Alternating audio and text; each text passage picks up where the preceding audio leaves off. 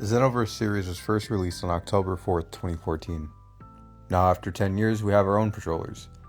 I have fond memories of this series. I spent countless hours playing with friends and diving deep into the lore of our characters, so much so that we created a comic book series featuring them because we were just so invested into this game. I wasn't the only one that got so engulfed into making our own fan manga about this. There was an entire Instagram community dedicated to Xenoverse CACs living within Conton City that had their own collaborative fan manga revolving around one main creator. Over the past decade, Xenoverse has maintained its relevancy, even when challenged by other titles like Fighters, Kakarot, and Super Dragon Ball Heroes. As of recording this, new DLC has been announced and more is on its way. A larger story arc has emerged, with Fu appearing to be the new major final antagonist. With the recent conclusion of Dragon Ball Heroes, the quirky character forms and multiverse elements we've come to love kinda don't have a home anymore. It's barely in Xenoverse. Well, Trunks and the Time Patrol are, but the other forms don't really exist. So there's always potential for continuing that story and those character arcs through this series, and it would allow it to thrive for many more years. Mods have played a significant role in keeping this game vibrant. The revamp team has done impressive work, and the new character mods continue to add fresh new content.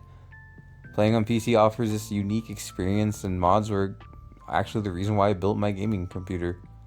With Sparking Zero set to release in just a few days, many are asking themselves, well, what about Xenoverse? I don't believe this franchise is finished. While there might be a temporary spike in players leaving, there's something about Conton City that keeps us coming back to it. Honestly, I wouldn't want to see any Dragon Ball game fail. Well, except for Breakers. Fuck Breakers. But that's a different story. The community, despite its occasional toxicity, and I use occasional loosely here, comes together to create some truly memorable moments. Regardless of personal opinions about the series, Xenoverse has earned its place in the Mount Rushmore of Dragon Ball franchises, alongside Budokai and the Sparking series. Look ahead, the future of the Xenoverse series still seems promising. With new mechanics and storytelling techniques being introduced in titles like Sparking Zero, there's potential for Xenoverse to incorporate fresh ideas while staying true to its roots. Fans have expressed excitement about the possibility of new character arcs and gameplay features that could enrich the existing universe. The developers have a unique opportunity to blend the beloved aspects of Xenoverse with innovations from newer games, ensuring that the franchise remains relevant and continues to captivate both old and new players alike. I for one believe there's still a lot of story that Xenoverse hasn't even touched upon. A lot of what ifs that we could get. A lot of arcs that they kind of glossed over. The entirety of Dragon Ball, from Goku's journey as a kid, has been skipped over. They have an entire area to go and play around with, and they haven't touched it. We've all become accustomed to our custom avatars, the CAC, many of which become well known in the community, often appearing in fan mods associated with various YouTubers, for better or for worse. We see them everywhere. They're synonymous now with people's accounts. And if it wasn't for this game, a lot of YouTubers that we see hitting millions of views and have this as a career wouldn't be as relevant. Obviously, we're all going to be going over to Sparking Zero for a while, and it's going to take our attention away from this series for a bit. So it may be goodbye to Conton City for now, but it won't be goodbye forever.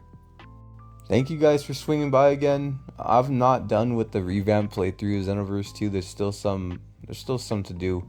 It is a little discouraging that I lost so much footage while doing it.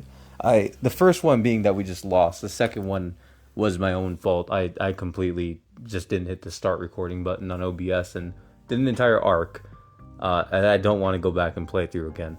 So it is unfortunate that we lost that. But I mean, it's still something that I'm going to keep playing. Xenoverse has always held a relevancy to me.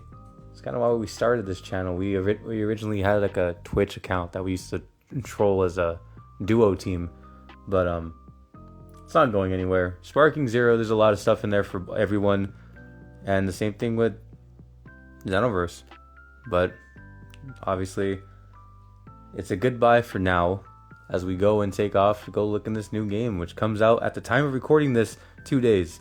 So when I post this, it's either going to already be out for early access or it'll be out tomorrow. Until next time, you guys, peace out.